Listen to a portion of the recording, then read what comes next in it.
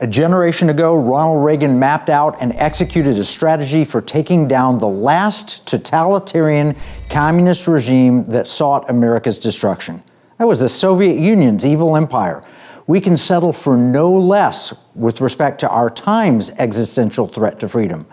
Chinese Communist Party, CCP, can and must be thwarted in its determined bid to crush liberty, destroy our country, and institute what Xi Jinping calls global governance, directed and enforced from Beijing. So opens the description for a new book of incalculable importance. It's titled simply The Indictment. And its author is a dear friend, Frank Gaffney, former Reagan Defense Department official and the founder and executive chairman of the Center for Security Policy. And Frank is back with us in the Economic War Room. Welcome, Frank. I'm honored to be with you, and thank you for that wonderful send-up, Kevin. Well, hey, we've got a lot to talk about. Big problem, new book out. Let's start with the why. What is it that we're facing with China? Nothing less than the existential threat to freedom, as you say, of our time. It is upon us, and as few people have understood better than you have, Kevin Freeman, and I've learned a lot from you about this over the years, it didn't just emerge. This has been building for decades because the Chinese Communist Party have had it as their plan to dominate the world.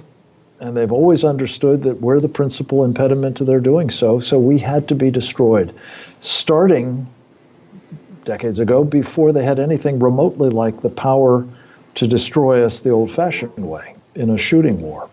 And so, as I know your audience is very, very knowledgeable about, because you have been mentoring them as well as me, they pursued the strategy, the hide and bide strategy, as Deng Xiaoping came to call it, of unrestricted warfare, and it's been devastating to our country. Yeah, there's no question. And part of that strategy, I mean, Frank, I was honored to be part of a Team B effort to the CCP is at war with America. Part of that's biological warfare, isn't it? It is indeed, and you've pointed out that that actually was one of the options that was enumerated in this seminal book by these two Chinese People's Liberation Army colonels. They had economic warfare, and they had political warfare, and they had other strategies to use information operations and elite capture and subversion and so on to take us down, not least using our money to finance all of it, as you've pointed out so often. But they also recognize that if they used biological warfare to depopulate our country, they could colonize it without having destroyed a whole lot of the infrastructure that they would want to build upon. This sounds like a fiction novel, you know, but we're watching it play out every day in the headlines. So it's no longer feels like fiction. It now actually feels like a very real threat to even ordinary Americans that aren't paying that much attention. Yeah, I think they're all being mugged by reality. Look, when they kill 1 million of us with a biological warfare attack, you can't treat it as fiction. You've got to recognize that this is a horrible reality. We may want to, ignore it, but we do so at our extreme peril. And I think what you've done with the Economic War Room, what our Team B3 and the Center for Security Policy, our Committee on the Present Danger of China, of which you are such an important part, Kevin, have, among other things, with a series of webinars, over 70 of them in the space of the past 9 months or so, is really try to showcase how this works, how unrestricted warfare has devastated America in these various lines of attack. And as important as anything, the help that the Chinese Communist Party has gotten from Americans, its old friends, as they say, who have been enabling and empowering and otherwise making possible the takedown of our country. It's scandalous, and it has to stop. No, it is scandalous. Peter Schweizer's covered it. You can see it in the Hunter Biden laptop. It's frightening how much they've infiltrated, and bipartisan, both Republicans and Democrats. So the indictment comes from these 70 webinars, and it distills all of the charges. Just real quickly, run through a couple of them. Well, I mentioned a couple. Economic warfare, you'll be pleased to know, is top of the list. The help that the Chinese Communist Party has received from the financial sector in the United States, especially because it has enabled almost all of the rest of it. The political warfare, the subversion, the elite capture, the taking down of our military, the biological warfare. I mean, all of these are things that the Chinese Communist Party and its friends have perpetrated against us. And what we try to do is make the case that they should be prosecuted for having done so and punished appropriately. Well, Frank, what I love about it is it's not just the problem, but also solutions. And there's 20 solutions. We'll talk about those when we get back. But first, after we get back, I want to talk about how this is one war. We'll be back in a minute.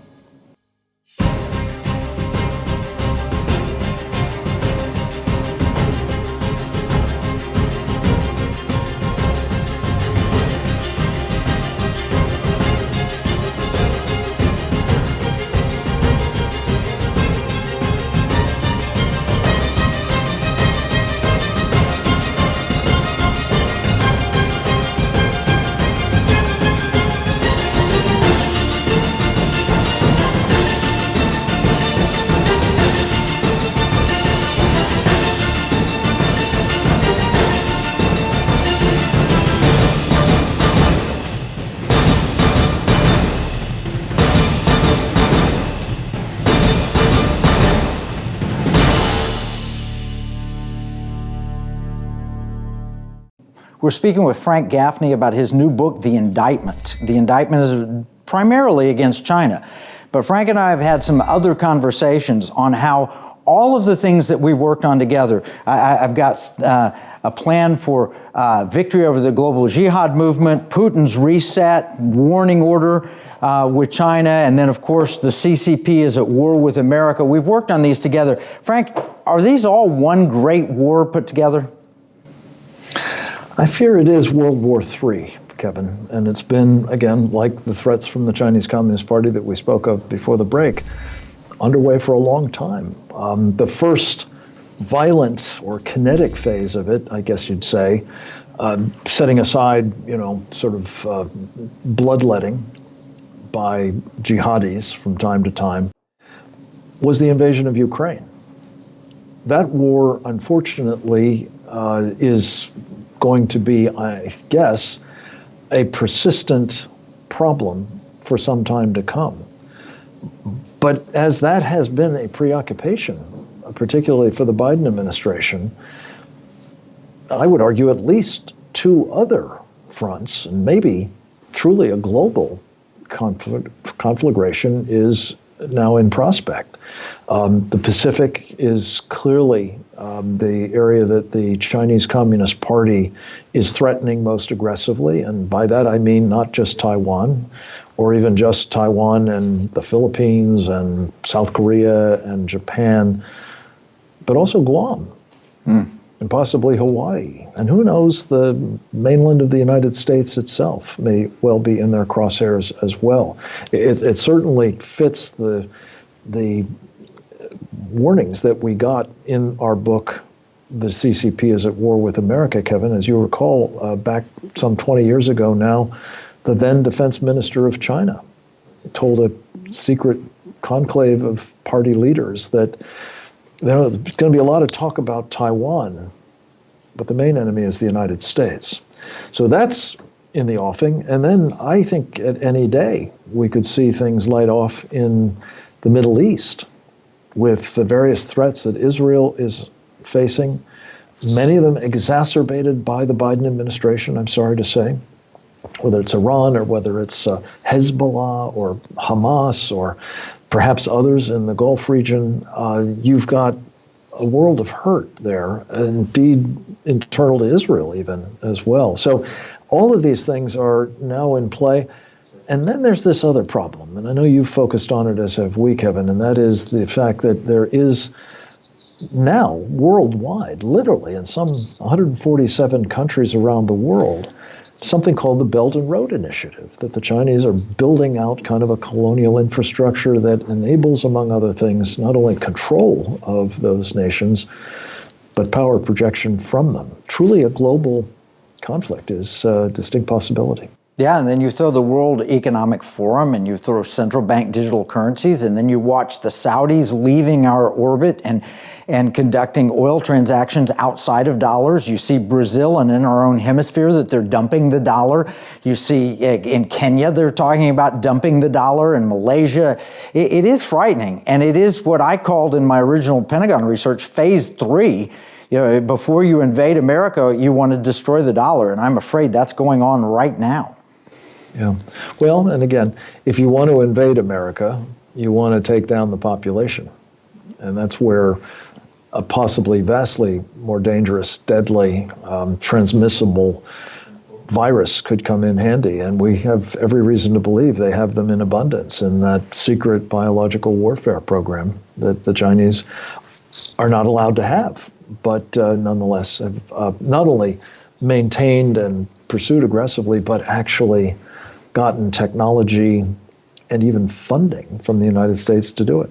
And how much easier, if you want to invade America, if you lock people down in their homes because you declare a World Health Organization declares another pandemic, you lock people out financially, and you disarm them. You remove the Second Amendment. And then when people try and bring warning about this, you shut them up and say you're not allowed to speak on social media. I mean, I'm not saying they're going to invade, but boy, if they want to invade, the plans that are being unfolded right now are the kind of things that you would do to prepare the battlefield.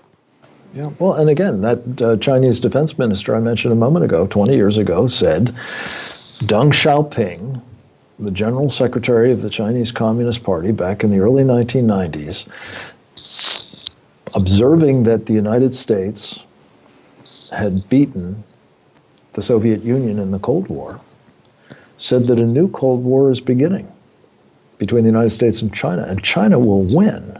And apparently he instructed that illegal biological warfare program to pursue the capabilities to depopulate the United States so that it could be colonized. So we're not speculating about this or wondering whether this might have occurred to them. It has.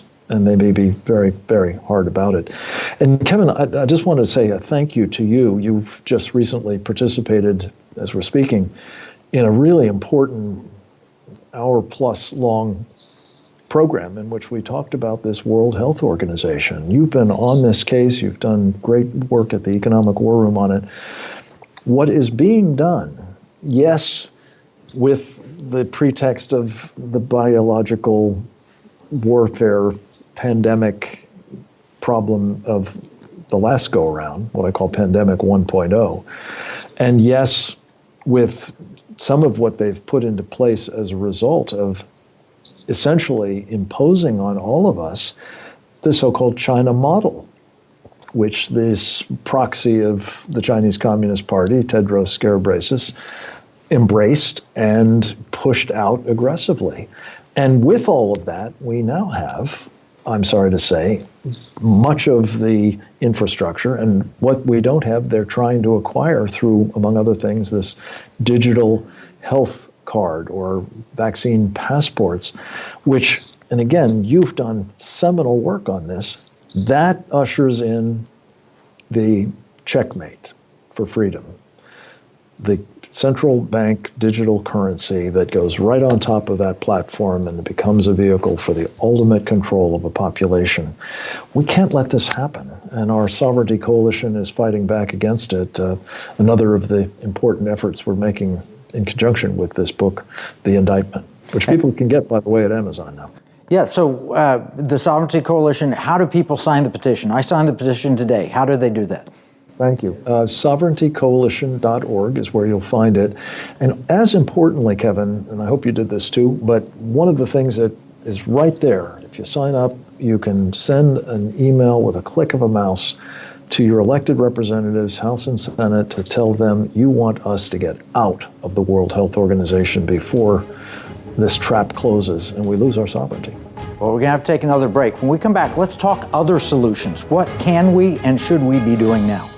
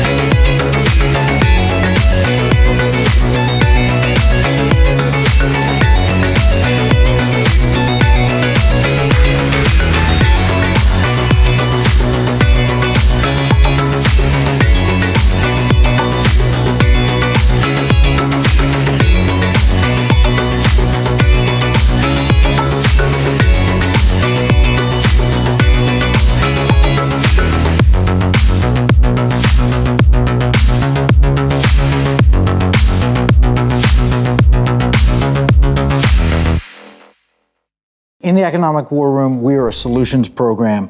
Frank, you've got solutions in your book, The Indictment, and here's a quote. It says, "The indictment also enumerates 20 specific actions that are required to punish the perpetrators of war crimes against America and humanity and defeat those likely in the offing." Just give us a couple of examples.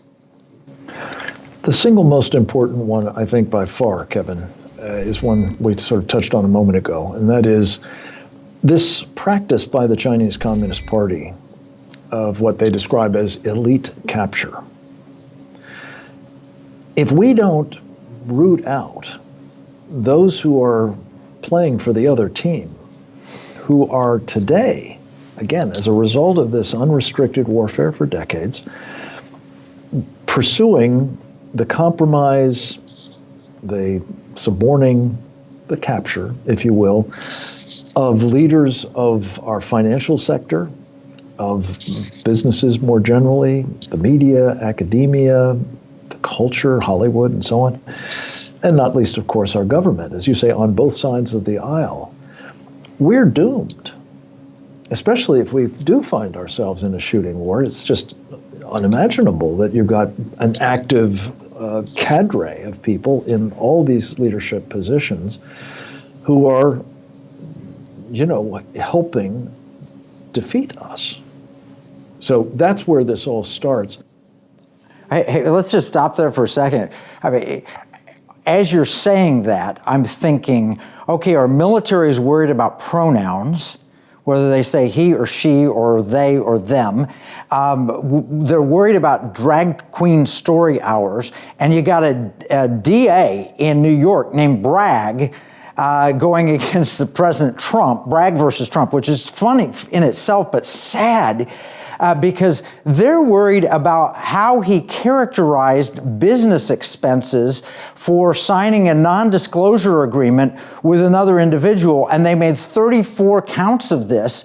And while they're doing that, we see money going into, I gotta say it, into the White House, into Hunter Biden and his father's vice president, who's the big guy. We see the Chinese are literally buying off of our politicians, while our DAs and the politicization of the intelligence community, the law enforcement community, they're all focused on minor things like whether or not the NDA was properly reported on tax forms or something.